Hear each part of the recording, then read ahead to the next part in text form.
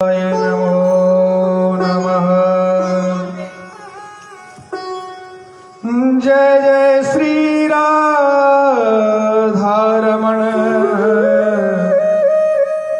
जय जय नवल किशोर, जय गोपी चित चोर प्रभु, जय जय माखन चोर। चलो सखी जहाँ जाइए और जहाँ वसत व्रजराज, गोरख बेचत हरे मिले, एक पंथ दुई गाज। वृंदावन के वृक्ष को और मरम न जाने को, दौर दौर और पात पे श्री राधे राधे। वृंदावन शोभन नहीं और नंदगांव सोगा, वंशी बट सो बट नहीं, श्री राधा कृष्ण सोना। राधे तू बड़े भागनी और कौन तपस्या की, तीन लोक तारण तरण सो तेरे आधी, सो तेरे आधी। बोलिए भक्त वत्सल भगवान की, बोले बांके बिहारी लाल की जय, बोली राधा रानी की, बोले श्याम सुंदर भगवान की। आइए मन और वाणी को एकाग्रचित रखते हुए अपने मन रूपी तार गोविंद के श्री चरणों में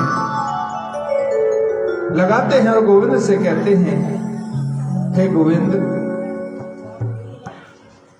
मैं जब जब आपके द्वारे आऊं, आप मुझ पर कृपा करना। मोहे भगवान तुम्हारे द्वारे पे एक दास दुखारे आई है। भगवान तुम्हारे द्वारे पे एक दास दुखारे आई है। भगवान तुम्हारे द्वारे पे एक दास दुखारे आए है। भगवान तुम्हारे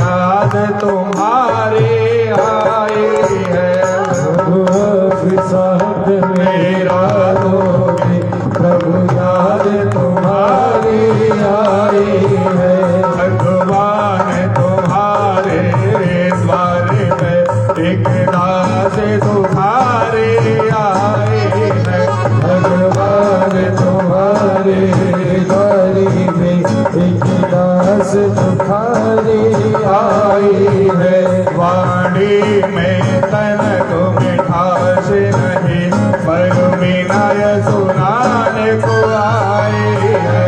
वाणी में तड़क मिठास नहीं पर विनय सुनाने आई है।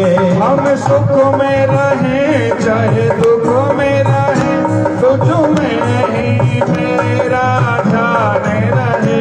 चाहे सुख में रहे चाहे दुख में रहे, तुझ में ही मेरा ध्यान रहे।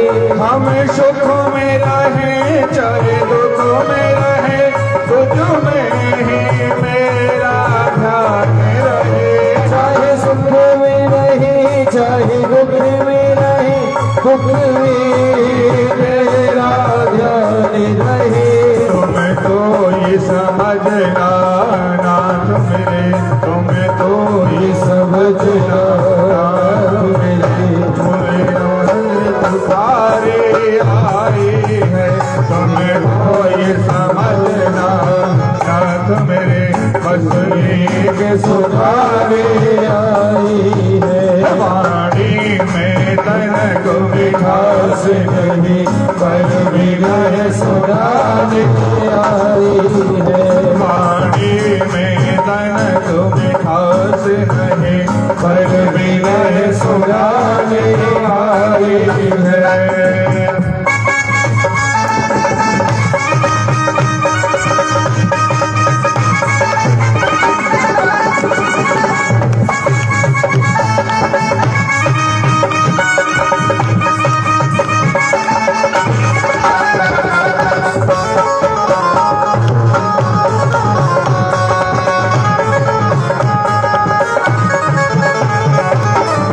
झूठे जगह का झूठा नाता, मिलता नहीं सच्चा प्यार यहाँ। झूठे जग का झूठा नाता, मिलता नहीं प्यार कहीं। झूठे जगह का झूठा नाता, मिलता नहीं सच्चा प्यार यहाँ।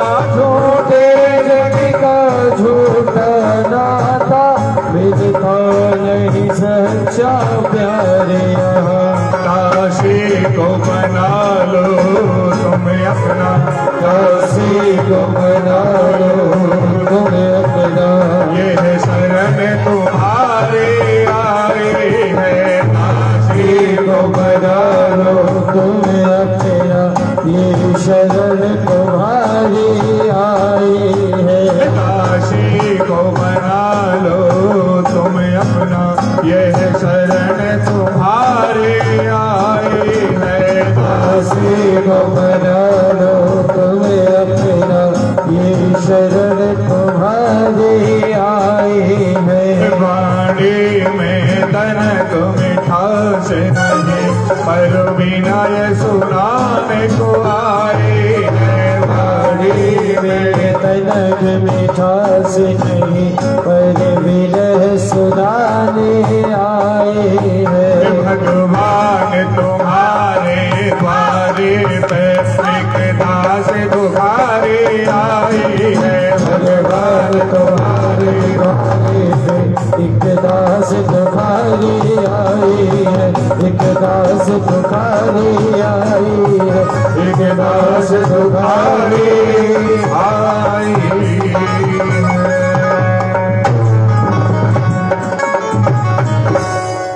बोली भक्त वत्सल भगवान की, बोले बांके बिहारी लाल की जय।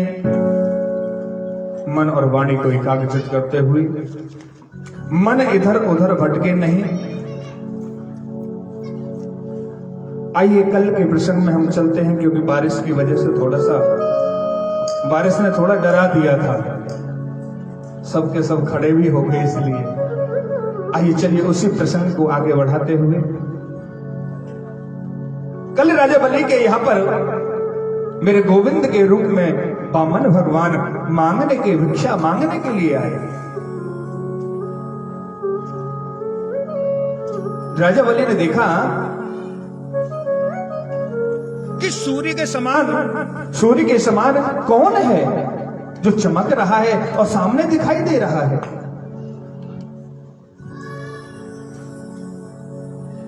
राजा बलि के नजदीक जैसे ही वामन भगवान पहुंचे, प्रभु आप कौन हो?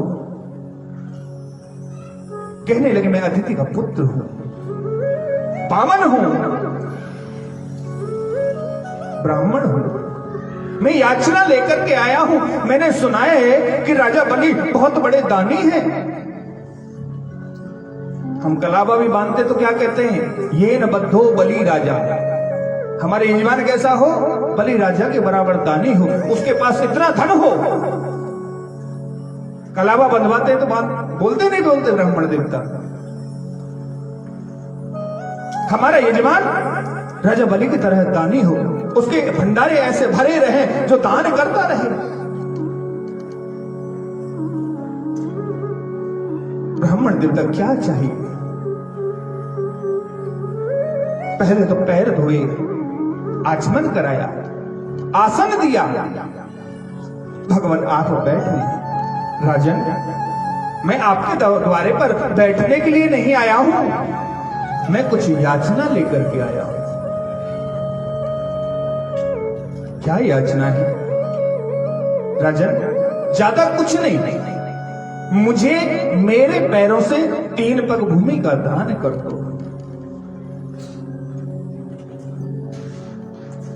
राजा बलि कहने लगे महाराज, आपने कैसी छोटी सी बात कर दी। आप छोटे से बालक हो और बालकों जैसी बात कर रहे हो।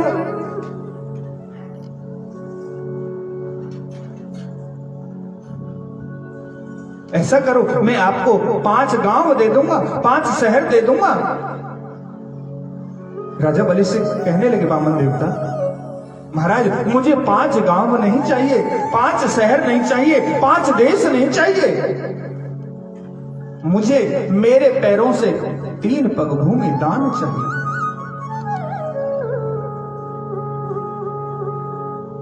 आज जैसे ही वामन भगवान ने याचना की, महाराज 3 पग भूमि में आप क्या क्या कर पाओगे? ना आपसे बैठने को बनेगा, ना लेटने को बनेगा। भगवान कहते हैं राजन, क्योंकि हम संतोषी ब्राह्मण हैं, ज्यादा की याचना नहीं रखते। आज जैसे ही उनको याद आया, शुक्राचार्य जी ने देखा कि गोविंद मेरे यजमान को छलने के लिए आया है।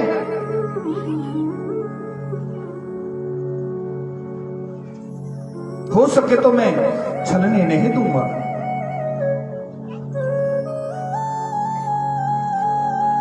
वामन भगवान की जिद करने के कारण राजा बलि कहने लगे महाराज यहां से चाहिए वहां से ले लो आप। राजा बलि की पुत्री है रत्नवाला, वो सोच रही है कैसा सुंदर सा बालक है, सुडोल सा बालक है, गोल गोल गाल है, कैसे सुडोल सुडोल हाथ हैं, छोटे छोटे हाथ हैं। यदि ऐसा बालक मेरा पुत्र हो तो कितना सौभाग्यशाली होंगी मैं।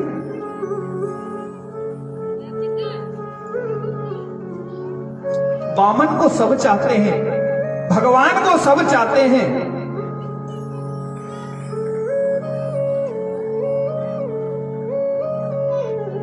भगवान ने आशीर्वाद दिया, वामन भगवान ने आशीर्वाद दिया, देवी इस समय तो मैं मर्यादा में हूं, वामन के रूप में हूं, पर मैं तुम्हारी यह कामना पूरी जरूर करूंगा। आज जैसे ही वामन भगवान कहने लगे राजन मैं बिगर संकल्प की हुई दक्षिणा में कभी नहीं लेता। हम कोई भी कार्य कराते हैं उसके अंदर संकल्प सबसे पहले कराते हैं। थोड़े से सूक्ष्म में आपको कल सुनाया भी है।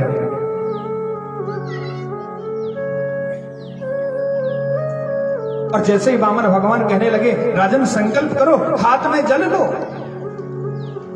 शुक्राचार्य जी कहने लगे मैं अपने शिष्य को कभी छलने नहीं दूंगा।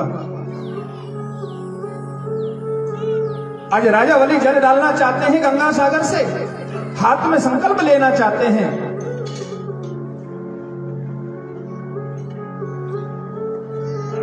जल नहीं आ रहा, शुक्राचार्य जी उनकी टोंटी में जाकर के बैठ गए।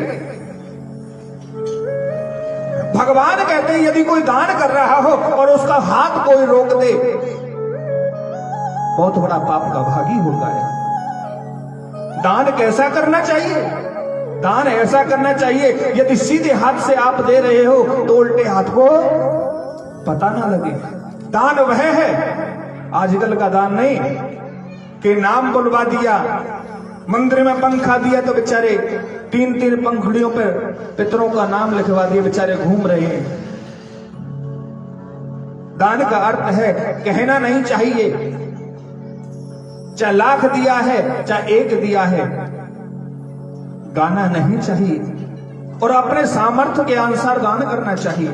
यदि हम 10 रुपए देने के लायक हैं तो 10 रुपए करो, 11 नहीं करो।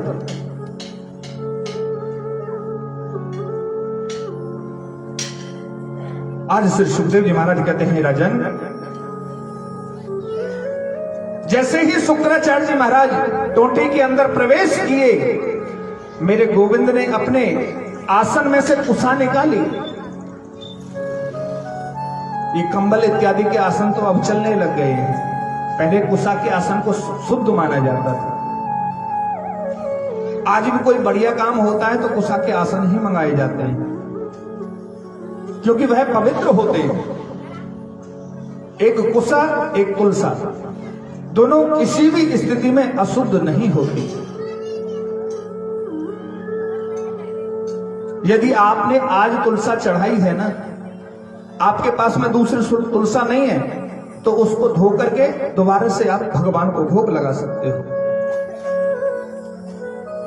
तुलसा कब अशुद्ध होती है? जब पिंड दान करते हैं और पिंडों पे जब तुलसा चढ़ती है तब अशुद्ध होती है। उस तुलसा को यूज नहीं कर सकते दोबारा।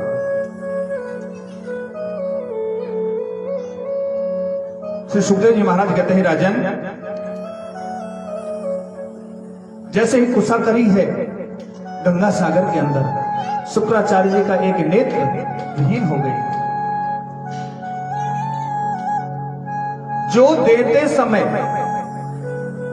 उसके हाथ को रोकता है वह शुक्राचार्य जी की तरह ही होता है। समझ जाना इस बात को।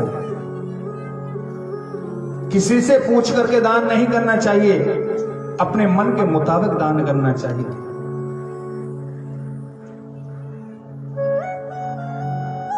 चिड़ी चौंच भर ले गई, घटे न सरदा नीज, और दान दिए धन ना घटे, और कह गए दास कभी। क्या सागर में से आप 1 बाल्टी 1 गिलास पानी भर लोगे तो क्या कम हो जाएगा?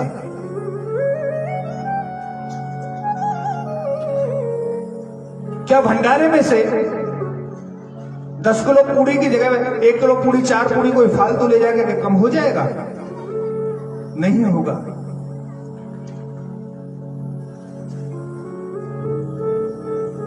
वृक्ष कबौ नहीं फल भखे, और नदी न सिंचय नीर, परमारथ के साधने साधुन धरा शरीर। आपने देखा होगा वृक्ष कभी अपने फल को खाता नहीं है। ये किसके लिए है? आप सभी के लिए। जितनी नदियां हैं वह अपना जल खुद नहीं पीती, आप सबकी व्यवस्था के लिए उपस्थित हैं वो। और भैया, संसार में हम आए हैं, क्या करने के लिए आए हैं? सत्कर्म सूच को नूनम, सत्कर्म करने के लिए आए हैं, जिससे कि ये जन्म तो हमारा पवित्र है ही है, अगला जन्म भी हमको इससे भी पवित्र मिले।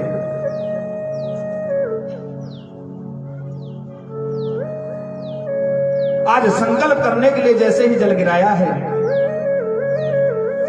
और संकल्प बोला, हम भी तो बुलवाते हैं आपसे कि 3 बार विष्णु विष्णु बोलो।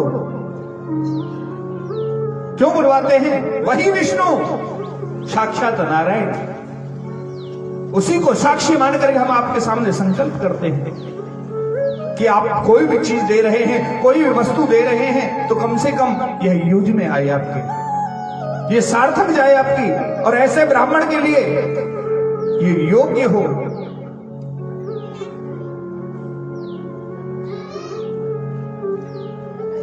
आज संकल्प होने लगा।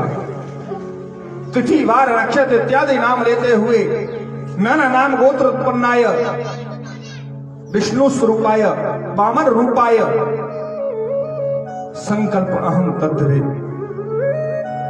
संकल्प किया। और जैसे ही संकल्प कर ही रहे थे, वामन भगवान ने विराट रूप धारण किया। एक पग में तो पृथ्वी से आकाश तक नाप लिया, एक पग में पाताल से, दोनों लोगों को नाप लिया। कहने लगे राजन, तीसरा पग कहां धरूं? तुमने संकल्प किया है कि 3 बैग भूमि का दान किया है, तीसरा पैर कहां रखूं? वामन भगवान कहने लगे पकड़ लो इसको, दोषी को पकड़ो। संकल्प करने के बावजूद भी मना करता है। आज वामन भगवान के सामने राजा बलि हाथ जोड़ करके खड़े हुए हैं। प्रभु आप मुझे ये बताइए, दान बड़ा होता है या दानी? वामन भगवान कहने लगे लगता है कुछ योग्य बुद्धि काम कर रही है इनकी। अरे दान का क्या फायदा जब दानी नहीं हो? दानी होगा तभी तो दान करेगा।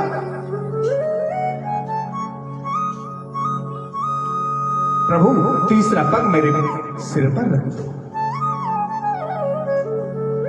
जैसे ही मेरे गोविंद ने तीसरा पग राजा बलि के सिर पर रखा है, बोल राजन क्या मांगना चाहते हो?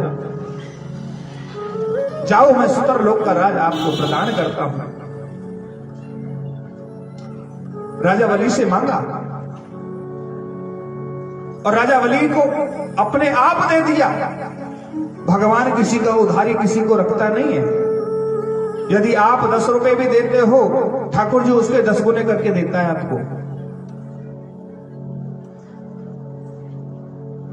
बहन बेटी का दिया हुआ, ब्राह्मण का दिया हुआ धन या कोई वस्तु आपको घटित नहीं कर सकती। क्या आपकी बहन बेटी यह सोचती है कि मेरा भाई कमजोर हो जाए, या कोई ब्राह्मण यह सोचता है कि हमारा यजमान कमजोर हो जाए? कोई नहीं सोचता। सोचते जितना ज्यादा पैसा बढ़ता जाएगा उतना हमको भी देते जाएंगे। ब्राह्मण और बहन बेटी कभी भी किसी का नुकसान नहीं चाहते।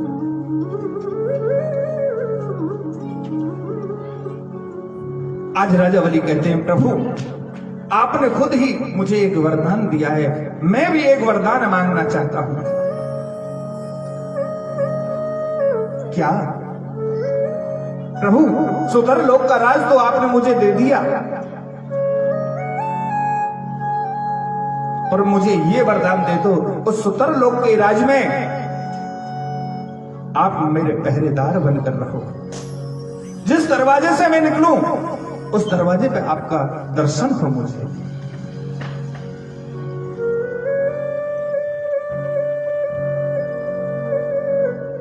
आज मेरे गोविंद वामन भगवान ने उनको आशीर्वाद दिया। उनकी पुत्री रत्नमाला पहले तो यह सोचती है कि मेरा पुत्र हो ऐसा, भगवान के जैसा, कन्हैया के जैसा मेरा पुत्र हो। फिर कहती है ऐसे पुत्र को तो अपने स्तनों से जहर लगा के मार देना चाहिए। भगवान ने वो भी आशीर्वाद दिया कि तेरा वचन सत्य होगा।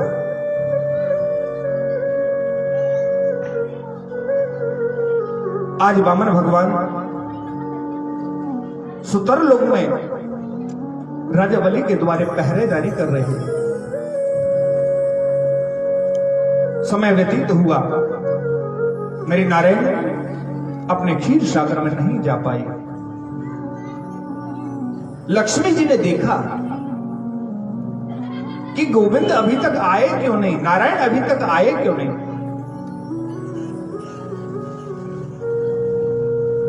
जैसे ही क्षीर सागर से बाहर निकली, सामने नारद जी दिखाई दिए। नारद जी से पूछा, नारायण क्या आपने स्वामी को देखा है? क्या आपने पिताश्री को देखा है? अपने मैया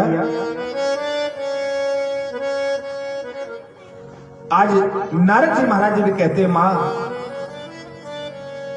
आप भी तो परेशान हो गई थी उनसे, पैर चरण दबाते दबाते आप भी परेशान हो गई थी कि कोई काम नहीं करते, कोई काम नहीं करते।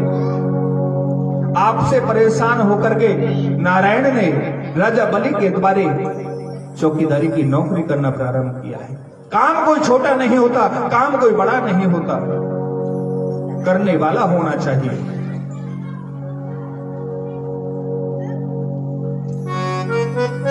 आज वह समय आया रक्षाबंधन का। हम जो रक्षा सूत्र बांधते हैं तभी से तो बांधना प्रारंभ हुआ है। लक्ष्मी जी एक थाल सजा करके लेके गई हैं राजा बलि के द्वारे। राजा बलि के द्वारे जाकर के आवाज लगाई, भैया कहां हो, राजा बलि कहां हो। राजा बलि सोचने लगे, मेरी तो कोई बहन भी तो नहीं, ये बहन कहां से आई। हाँ बहन मैं यही हूं, देखो तो सही। आज जैसे ही राजा बलि के सामने मां लक्ष्मी गई, भैया क्या आपको पता नहीं है आज रक्षाबंधन का त्योहार है।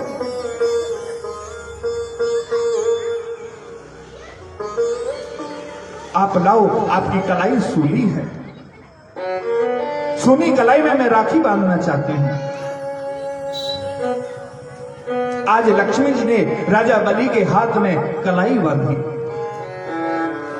जिसे राखी कहते हैं। ये त्योहार भी उसी समय से प्रारंभ हुआ है। आज राजा बलि के द्वारे पहुंच करके राखी बांधी है। राजा बलि कहने लगे, बहन बताओ क्या मांगना चाहती हो, आपको क्या चाहिए। लक्ष्मी जी कहती हैं, भैया तुम्हारे जीजा के यहां सब कुछ है,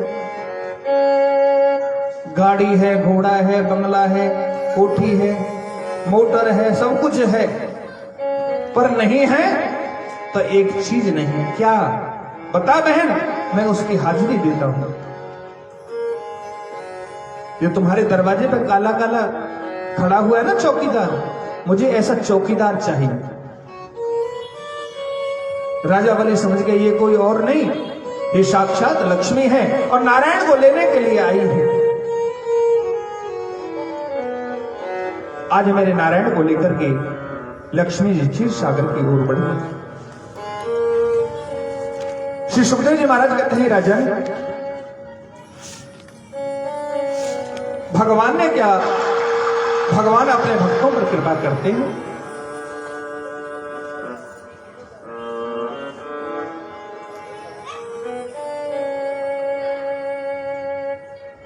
श्री सुखदेव जी महाराज कहते हैं, राजन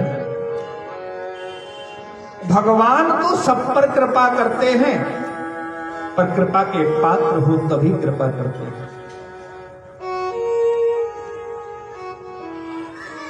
राजा परीक्षित कहते हैं, प्रभु मुझे ऐसा कोई बताइए, ऐसी कोई कथा श्रवण पान कराइए जिससे मेरे गोविंद ने अपने भक्त की रक्षा की हो। श्री सुखदेव जी महाराज कहते हैं, राजन एक समय भगवान के प्रिय भक्त गजेंद्र अपनी पत्नी के साथ में, बाल गोपालों के साथ में सरोवर के किनारे गए और सरोवर के किनारे पहुंच करके उन्होंने किलोल करना प्रारंभ किया।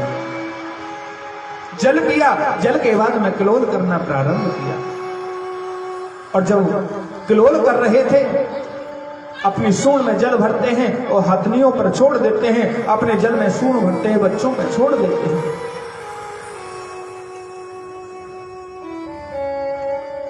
आज जैसे ही किलोल करते करते वहां एक ग्राह रहता है उस जल के अंदर। आज जैसे ही ग्राह ने देखा बड़ा समय हो गया, पानी अथल पथल हो रहा है। आज ग्राह ने गज का पैर पकड़ लिया और पैर पकड़ा, छोड़ना नहीं चाहता है। जो भगवान के भक्तों को पैर पकड़ लेते हैं उनका उद्धार जल्दी हो जाता है। भगवान तो भक्तों पर कृपा करते हैं, उनके भक्तों को उनके भक्तों के भी चरण जो पकड़ लेता है उनका उद्धार शीघ्र हो जाता है। आज गज सोचने लगा, कोई छोटा मोटा जीव जंतु होगा, उसे जब पता लगेगा कि गजेंद्र आया है पत्नी और बच्चों के साथ में, अपने आप डर के मारे भाग जाएगा। श्री सुखदेव जी महाराज कहते हैं, राजन धीरे धीरे करते करते 1 वर्ष बीत गया। कभी ग्राह जल के अंदर ले जाता है तो कभी गज बाहर की तरफ लेके आता है, कभी ग्राह अंदर ले जाता है तो कभी गज बाहर की तरफ ले आता है।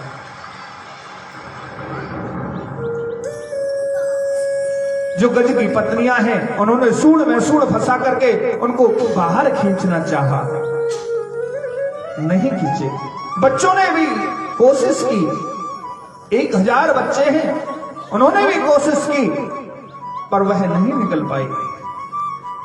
बच्चों ने सोचा 1 वर्ष होने के लिए जा रहा है, हम जल पी पी करके रहते हैं, क्या करें। आज पिताश्री को और माताश्री को बच्चे छोड़ करके चले गए। ये गजेंद्र कोई और नहीं और ये ग्राह भी कोई और नहीं, हम और आप ही हैं। हम भगवान को पकड़ना चाहते हैं, भगवान पकड़ने में आते नहीं हैं। और जो हमारा परिवार, पुत्र बहू बेटे,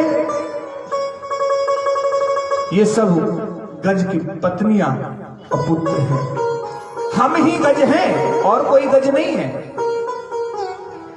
हम ही फंसे हुए हैं संसार के जाल के अंदर। हर कार्य को करना चाहते हैं, भगवान की कृपा हो जाती तो पूरा हो जाता है, नहीं तो बीच में अटक जाता है। आज जैसे ही गजेंद्र के बाल गोपाल छोड़ करके उनको चले गए, पत्नियों ने साथ दिया बहुत समय तक। जब ये मनुष्य, जब ये इंसान बीमार हो जाता है, सबसे पहले पुत्र ही छोड़ देते हैं। अरे पिताजी तो बीमार रहते ही रहते, माताजी तो बीमार रहती रहती हैं, हम क्या नौकरी करने के लिए नहीं जाए, हम खाएंगे क्या।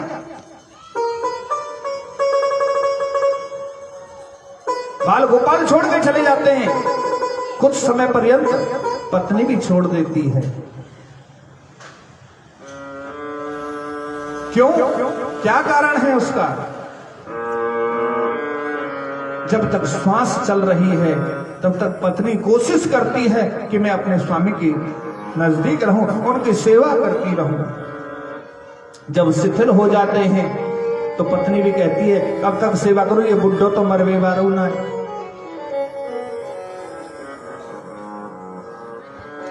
आज पत्नी भी गजेंद्र की छोड़ के चले गई हैं, बाल गोपाल भी छोड़ करके उनको चले गए हैं। आज उसने देखा जब कोई सहारा नहीं है, एक गोविंद सहारा है। आज मेरे गजेंद्र महाराज ने गोविंद का नाम उच्चारण किया। गौ कहते ही अपने आसन को छोड़कर चलने लगे और इंद्र कहते ही वहां पहुंच गए। जो भर सूंड रही जल ऊपर तब हरि नाम उच्चारण है। जो के बराबर सूंड रही जल के, वहीं से फूल लिया, गोविंद का नाम उच्चारण किया। और जैसे ही गोविंद वहां से चल रहे थे, गरुड़ को भी अहंकार हो गया। भगवान का वाहन क्या है जी, भगवान का वाहन क्या है। भगवान किस पर सवार होते हैं। ये माटी के धोता कछु तो बता दे करो, है तोता पर पूछ रहे हैं जी हम तो, कुछ आज आपके समझ में आए तो। अच्छा, लक्ष्मी जी का वाहन क्या है? उल्लू। और भगवान विष्णु का वाहन? अरे बताओ, एक आदि बता रही पतन और अन्य पतो ना है। हाँ।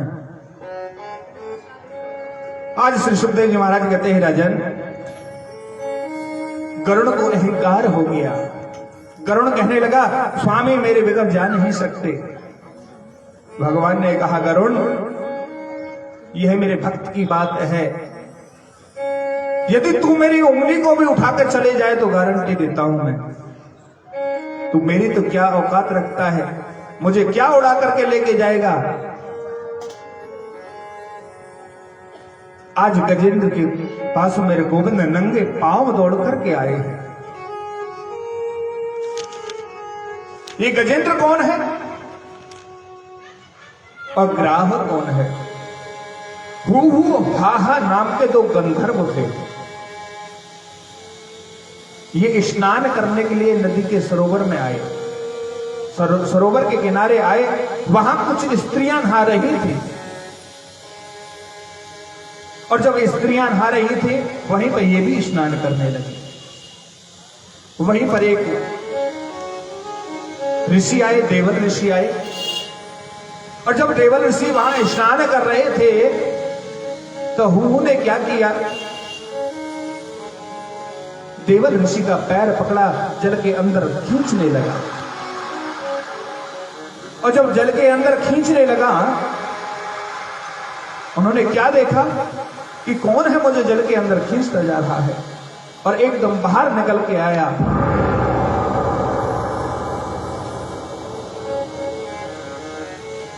अरे हु, तुम ऐसी घिनौनी हरकत क्यों करते हो? जाओ, आज के बाद तुम मगर हो जाओ। आज उनको श्राप दिया, और जब श्राप दिया, हाथ जोड़कर हु सामने खड़ा हुआ है, मुझसे बहुत बड़ी गलती हो गई, प्रभु क्षमा कर। उनकी शराब तो मिथ्या नहीं जाएगा, पर तुम्हारा उद्धार करने के लिए मेरे गोविंद सुदर्शन चक्र से आपको उद्धार करेंगे। आज मेरे गोविंद आए हैं, गजेंद्र को उबारा है और ग्राहक उतारा है। अपने भक्तों को दुख कभी सहन नहीं कर पाते मेरे गोविंद। श्री सुखदेव जी महाराज कहते हैं, राजन, भगवान ने एक बार कच्छप का भी रूप धारण किया। समुद्र मंथन होने की तैयारी थी।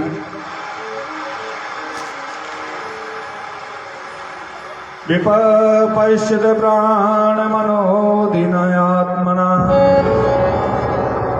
मर्थेन्द्रिया भासवनेन्द्र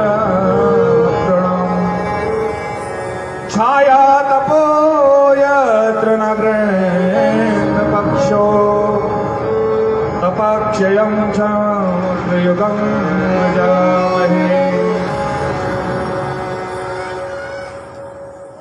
आज मेरे गोविंद नई नई लीलाएं करते हैं। यदि कोई कार्य बनाना होता है देवताओं को, तो दैत्यों से श्रद्धि कर देते हैं, और हमारा भी कार्य वही होना चाहिए। किसी को तू मैं हो जाए, उससे प्यार प्रेम जोड़ लेना चाहिए। कभी द्वेष भावना नहीं रखनी चाहिए कि उसने तो मुझे ऐसे कह दी, मैं तो बातें बोलूंगी ही ना, माने तो मेरे छोरा में थप्पड़ मार दियो, मैं तो बातें ही ना करूंगा। अरे मैया, ये तो संसार की रीति है। बात को क्या बढ़ाना और बात को क्या घटाना। जब सुई की तलवार बना सकते हो आप, तो तलवार की सुई भी तो आप ही बना सकते हो। एक मैया से कह दो, बहन तो मैं जो बात बता रही हूं, एक बार मेरे पतिदेव गए। पतिदेव ने सोचा, देखता हूं मेरी पत्नी मेरा कितना साथ देती है।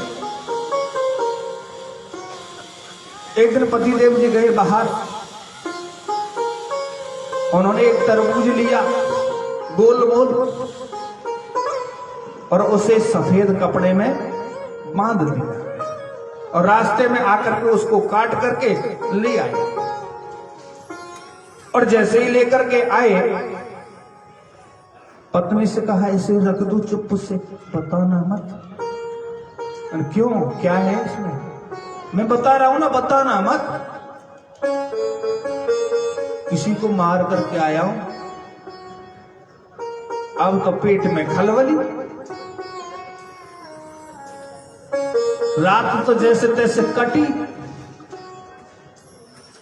प्रातःकाल हुआ, जल भरने के लिए पहले कुआओं पे जाया करते थे। और जैसे कुआं पे गई, एक सहेली मिल गई। बहन तो एक बात बताऊं, तो कावते ना को? ना जीजी, मैं तो कावते ना को। हाँ, आज हमारे पति ने रात को बहुत गलत काम किया और कहा पता ना कौन है मार के लिए आएगा कि मुंडी ले आए सब।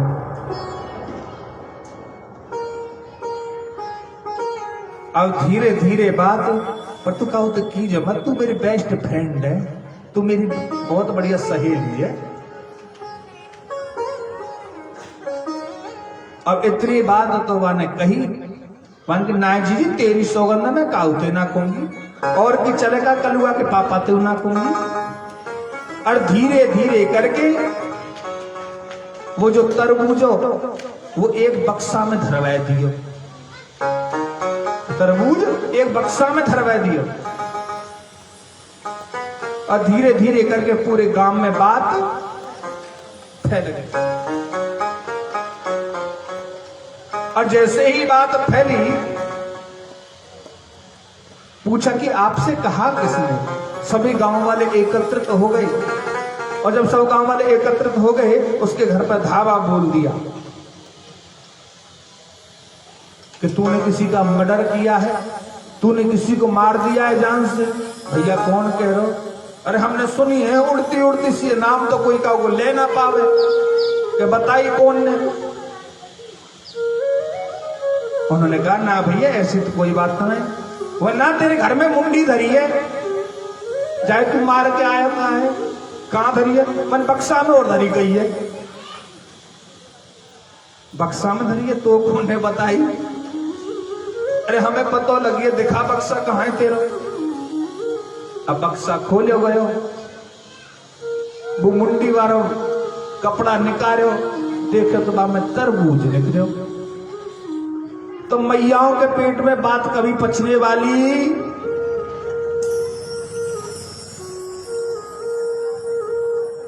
पचने वाली नहीं है। श्री सुखदेव जी महाराज कहते हैं राजन, मेरे गोविंद ने भी अन्य अन्य लीलाएं की हैं। जब कोई लीलाएं करनी होती हैं मेरे गोविंद को, देवताओं को एकत्रित करते हैं, उनसे सलाह करते हैं। और जब सलाह करते हैं, कोई नया कार्य करने के लिए चलते हैं। उन्होंने देवताओं को बुलाया और दैत्यों को बुलाया। उन्होंने कहा चलो समुद्र मंथन करते हैं। माने समुद्र मंथन करने से क्या फल मिलेगा हमको? भैया कछु फायदा हो तो हमने कहा अपने जोर को प्रयोग करें। भैया एक चीज तुम ले लीजिए, एक चीज हम ले लेंगे। भाई इसमें यही तो नियम हो, तो कोई चीज धन निकल रहा है कहीं से इकट्ठा, तो चार लोग इकट्ठे होते तो क्या कहते हैं? आधा आधा बांट लेंगे, यही तो कहते हैं। और क्या कहते हैं? उन्होंने कहा कि ऐसा करना, एक बार चीज आप ले लेना, एक बार हम ले लेंगे। आज समुद्र मंथन की जब बारी आई, मंदराचल पर्वत का मथानी बनाई, जिसे हम दही पिलोते हैं जैसे। मंदराचल पर्वत की मथानी बनाई और बासुकी नाग की नेथी बनाई। भगवान ने देवताओं को सलाह दी, क्योंकि दैत्य हैं उल्टी खोपड़ी के। आप ऐसा करो, सबसे पहले मुख की तरफ जाओ। आज देवता लोग सभी सर्प की तरफ, सर्प के मुख की तरफ गए और उसको भगवान ने निद्रासन में डाल दिया। दैत्यों से कहा आप पूंछ पकड़ लो।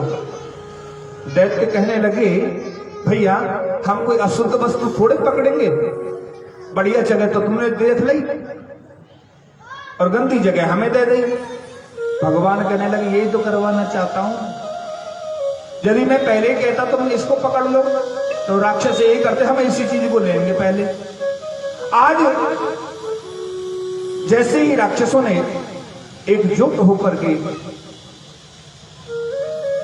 बासुकी नाग की मुख की तरफ लगे हैं और देवता पूंछ की तरफ लगे, आपस में घर्षण होने लगा। मंदराचल पर्वत नीचे की तरफ धंसने लगा, जल के अंदर जाने लगा। भगवान ने आज कच्छप का रूप धारण किया, कछुए का रूप धारण किया, उस मंदराचल पर्वत को उठाया। आज उसके पश्चात सबसे पहले हम किसी से प्यार से बात करते हैं और किसी की बुराई करते तो सबसे पहले उसके मुख से क्या निकलता है? बुराइयां। बाके पास मत जाइयो तुम, वो बड़ी खराब है दारी। हाँ, बाके पास बैठ मत जाइयो।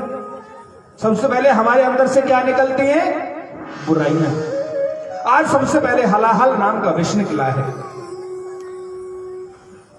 राक्षसों से कहा आप पी लो ना, आपने कहा था पहली जो चीज निकलेगी वह हम लेंगे। राक्षसों ने कहा हम नहीं लेंगे इसको, ये तो जहर है, विष है, हलाहल विष है। राक्षस कहने लगे देवताओं से कि आप ले लो ना इसको। आज मेरे देवताओं ने सोचा कि इस विष का पान कौन कर सकता है। आज मेरे भोले बाबा को याद किया है और जैसे ही भोले बाबा को याद किया कहने लगे भोले बाबा आप आओ और इस सेवा को ग्रहण करो। कौन सी सेवा को? इस जहर को आप पियो और किसी में क्षमता नहीं है। भांग धतूरा भी किस पे चढ़ता है? भोलेनाथ पर। कनक कनक ते सौगुनी माधकता अधिकाय, जा खाए बोराए जग जा पाए बोराए। कनक कहते हैं सोने को और कनक कहते हैं धतूरे को। जो धतूरा खा लेता है वह भी क्या हो जाता है? चल साहब, धतूरा खाता है वो क्या होता है? पागल हो जाता है। और जिसको सोना प्राप्त हो जाता है वो भी पागल ही हो जाता है। करूं तो करूं क्या? आज भोले बाबा को याद किया है। आइए हम और आप सभी मिलकर के भोलेनाथ को याद करते हैं। भोलेनाथ से निराला कोई और नहीं, ऐसी बिगड़ी बनाने वाला और नहीं। कौन मनाएंगे भोलेनाथ को? हाथ खड़ा करो, ऐसे नहीं, चोरी नहीं, पूरा सीधा। भोलेनाथ से निराला कोई और नहीं, भोलेनाथ से निराला कोई और नहीं, भोलेनाथ से निराला कोई और नहीं, भोलेनाथ से निराला कोई और नहीं। ऐसी बिगड़ी बनाने वाला और नहीं, ऐसी बिगड़ी बनाने वाला और नहीं। भोलेनाथ से निराला कोई और नहीं, भोलेनाथ से निराला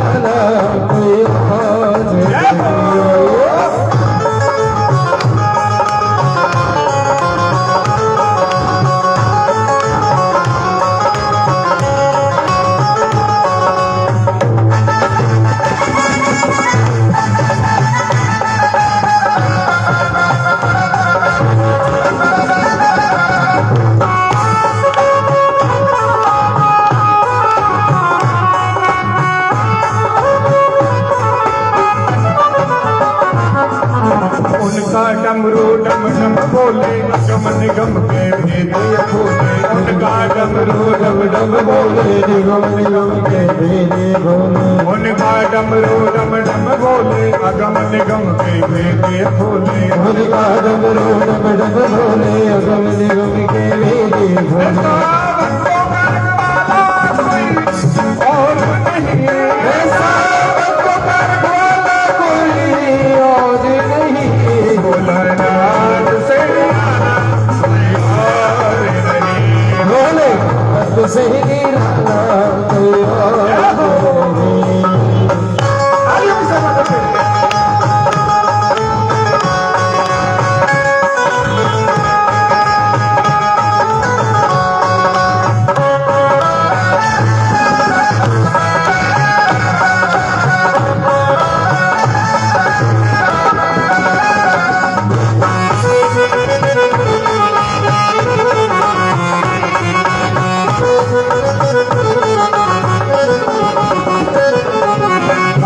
जब जब करवट बदले पाप चमकते अगले पिछले काया जब जब करवट बदले पाप चमकते अगले पिछले काया जब जब करवट बदले पाप चमकते अगले पिछले काया जब जब करवट बदले पाप चमकते अगले हमसे पार लगाने वाला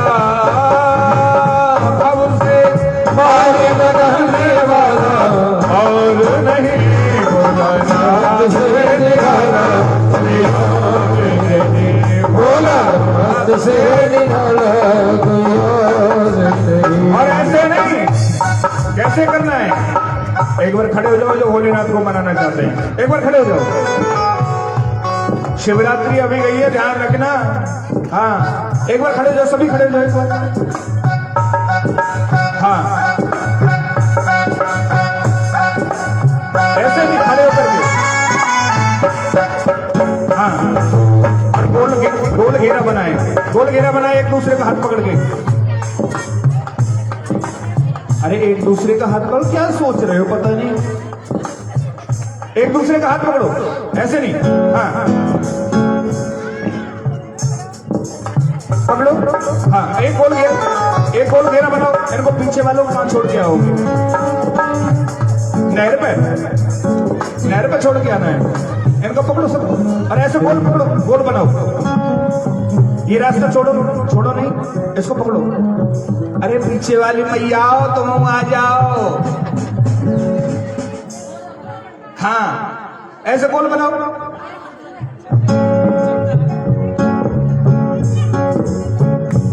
मैं तो कहूँ रे बजा के ढोल बोला मेरा है बजा के ढोल बाबा मेरा है मैं तो कहूँ रे बजा के ढोल बोला मेरा है बजा के ढोल भोला मेरा है मैं भी कहता मेरा है मैं भी कहता मेरा है तुम भी कहते मेरा है तराजू ढोल बोला मेरा है बजा कर ढोल बाबा मेरा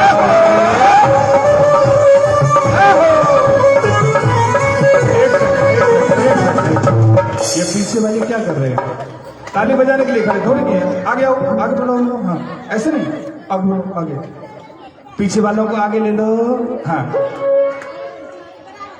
हाँ अरे बहन जी को भी लो पीछे वाले को हाँ उनको आगे लो हाँ ये बात आगे लो और आगे लेकर के झूमते हुए नाचते हुए मैं तो कहूँ रे बजा के ढोल बोला मेरा है बजा कर ढोल बाबा मेरा है मैं तो कहूँ रे बजा कर ढोल बोला मेरा है बजा कर ढोल बाबा मेरा है बोला पुजारी जी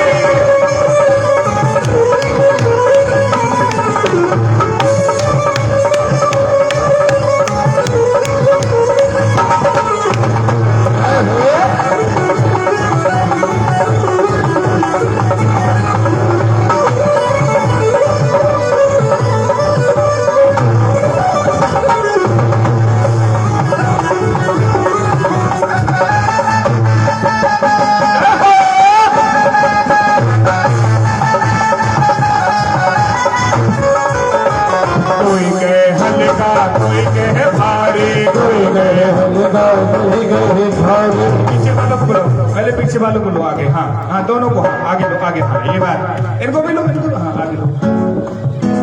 कोई कहे हल्का कोई कहे भारी, कोई कहे हल्का कोई कहे भारी, कोई कहे हल्का कोई कहे भारी, कोई कहे हल्का कोई कहे